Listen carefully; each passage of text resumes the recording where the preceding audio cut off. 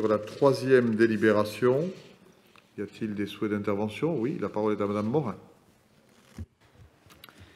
Alors, afin d'intervenir sur cette délibération, j'ai pris attache avec des habitants et des associations concernées et j'ai donc construit avec eux mon intervention. La rénovation du quartier des Cèdres est une opération de démolition-reconstruction d'un quartier prioritaire situé sur la commune de Blagnac, s'accompagnant d'une importante densification de la population. La concertation a été dans les faits extrêmement limitée.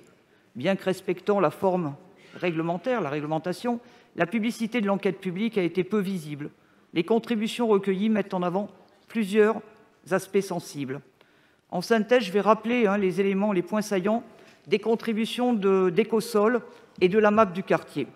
Alors, tout d'abord, sur l'aspect social du projet, on note quoi? Moins de logements sociaux. Il y a actuellement 332 logements, dont 253 logements sociaux, soit 76 et quelques %. Au terme de ce projet, 506 logements sont prévus, donc 174 logements supplémentaires, soit une augmentation de 50 %, dont seulement 173 logements sociaux, c'est-à-dire 80 logements en moins, soit une diminution de presque un tiers des logements sociaux. Les personnes en demande de logement social devront attendre ou s'en verront proposer plus loin dans les communes mal équipées en transport collectif. Des logements plus petits pour les personnes relogées sur place, sans diminution de loyer. La mise en vente de logements neufs sur le marché de l'immobilier. Sur l'aspect environnemental, l'ouverture d'une voirie associée à la densification de l'habitat va naturellement augmenter le flux de voitures dans cette zone, donc la pollution. Le plan de circulation de la ville de Blagnac devrait aussi avoir pour conséquence de densifier la circulation automobile dans cette zone. Et cet élément-là, par contre, n'a pas été présenté dans l'enquête publique. De quel apaisement de la circulation nous parle-t-on?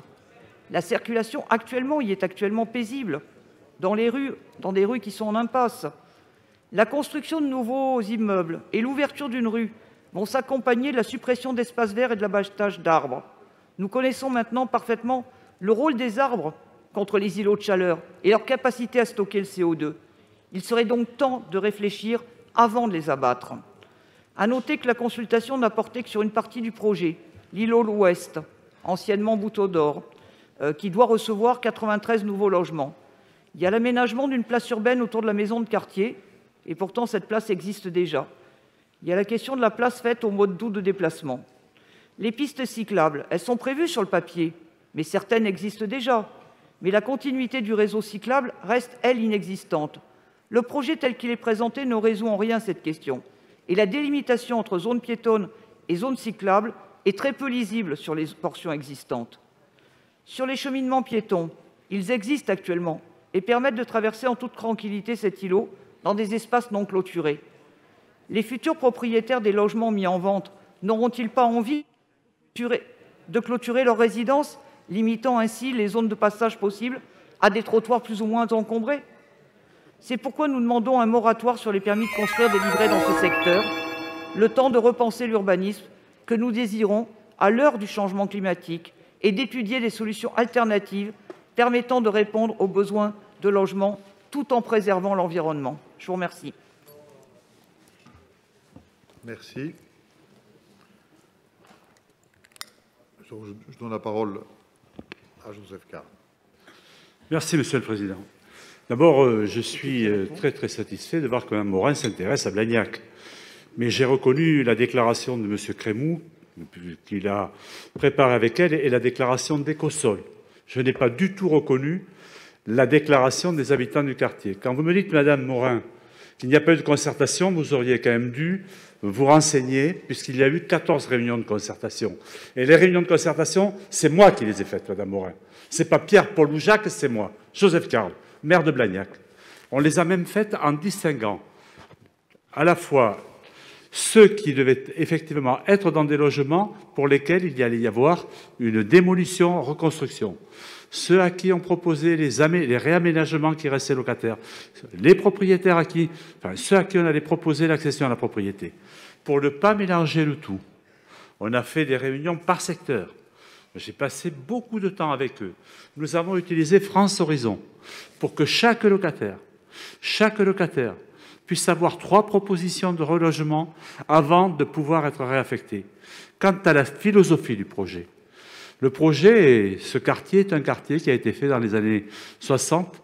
C'est un quartier qui a été fait à l'époque où on faisait des cités. Vous savez ce que voulait dire le mot cité? Cité, ça voulait dire on ferme. Et le quartier était fermé sur lui-même. Si vous connaissiez ce quartier, Madame Morin, vous auriez vu que tous les espaces verts étaient utilisés pour des stationnements sauvages. Donc il fallait repenser les choses. Un, réouvrir le quartier. Et le quartier, il est réouvert sur la ville. Il est réouvert sur la ville avec des ramblas qui vont permettre effectivement cette circulation. Deux, les espaces verts. Oui, il faut abattre des arbres. Mais il faut abattre des arbres et en reconstruire. Et créer véritablement des espaces verts. Trois, on va densifier. C'est-à-dire que sur cette opération, on va recréer du logement. Et oui, Madame Morin, l'objectif est de modifier le peuplement. Nous sommes aujourd'hui sur 80% de locataires, 20% de propriétaires. L'objectif, c'est de passer à 60-40, de modifier le peuplement, de permettre l'accession à la propriété d'un certain nombre. Donc quand je vous entends être le porte-parole d'un certain nombre d'observateurs, et je trouve bizarre qu'au conseil municipal de Blagnac, puisque nous y sommes, et c'est quand même là que se situe l'opération, il n'y ait pas eu un mot, et que vous soyez là, le porte-parole d'un groupe, Ecosol, vous l'avez vous-même cité, avec un certain nombre de personnes que nous connaissons, qui font de la politique, mais qui ne sont pas allés voir véritablement les occupants. Sur ce quartier, par exemple, il y avait des serres municipales. Les serres municipales, nous les avons effectivement enlevées, rasées. Qu'est-ce qu'on a fait à la place? On a fait un square.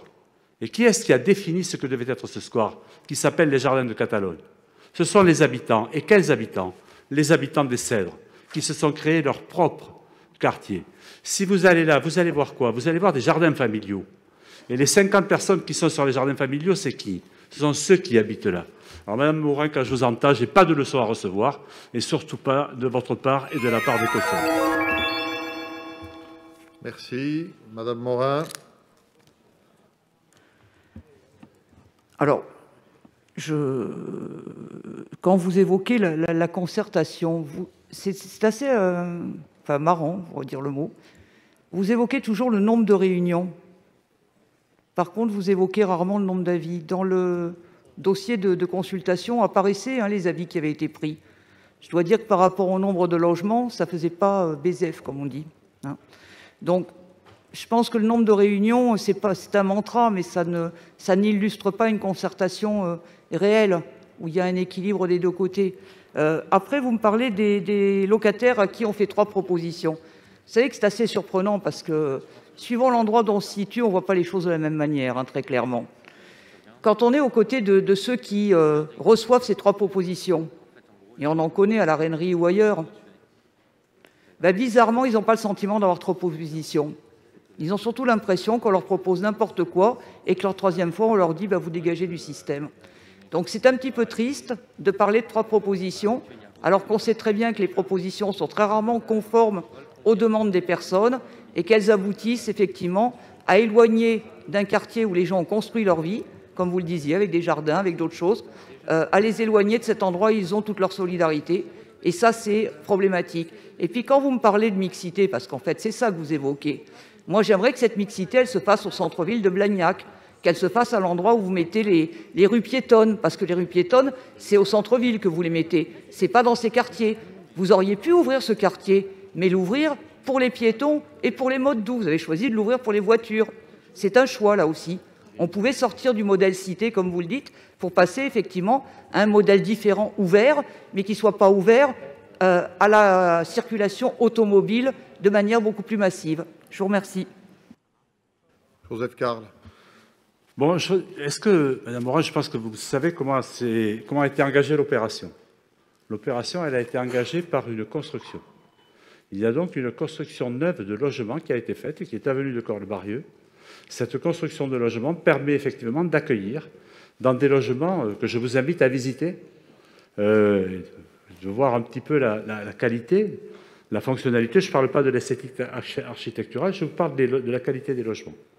Et je vous invite à aller les visiter, puisque ces logements, ce sont ceux qui accueillent les locataires qui vont effectivement être transférés. Alors, on ne les déplace pas de 350 km, ils sont à 300 mètres. de là où ils étaient. De toute manière, ils pourront revenir là où ils étaient antérieurement. Alors oui, bien sûr que ça crée un problème de les déplacer. Mais les logements qui ont été faits à cette époque-là, ils n'ont aucune, ils ne respectaient pas les conditions environnementales qu'on a aujourd'hui, notamment économie d'énergie. On a aujourd'hui des logements qui sont des logements qui sont des passoires thermiques et sur lesquels on ne pouvait pas intervenir. Voilà. Et quand on a accepté d'être sur cette opération, qui n'est pas autre chose qu'une opération de rénovation urbaine, le seul regret que j'ai, moi, là-dessus, c'est que le bailleur n'ait pas déposé un dossier en rue. C'est le seul regret que j'ai, parce qu'on est véritablement sur une opération de renouvellement urbain. Quant aux espaces verts, à la qualité des quartiers, et justement au cheminement, les cheminements, oui, la voiture, elle n'y est pas. On a par exemple fait en sorte de n'avoir aucun locataire en pied d'immeuble pour pas qu'il ait les voitures à côté, parce qu'aujourd'hui, c'est ce qui se passe. Et je ne vous parle pas, madame, de ce qui se passe sur un quartier comme celui-là, à travers les problèmes que nous avons aujourd'hui sur la sécurité et sur le deal. Donc voilà, oui, on fait l'opération de renouvellement urbain, elle déplaît à un certain nombre de personnes, mais nous avons concerté, nous l'avons fait avec les personnes, et je peux vous dire que certaines personnes, un peu âgées, je suis allé véritablement les voir, personnellement, passer du temps avec elles, pour les rassurer sur l'opération. Donc, si je m'agace un peu, c'est parce que véritablement, avec mes collègues, on a été extrêmement près de tous les habitants de ce quartier et on ne les a pas abandonnés, croyez-moi. Bien, je mets au voie cette délibération. Qui ne participe pas, qui s'abstient, qui vote contre, elle est adoptée.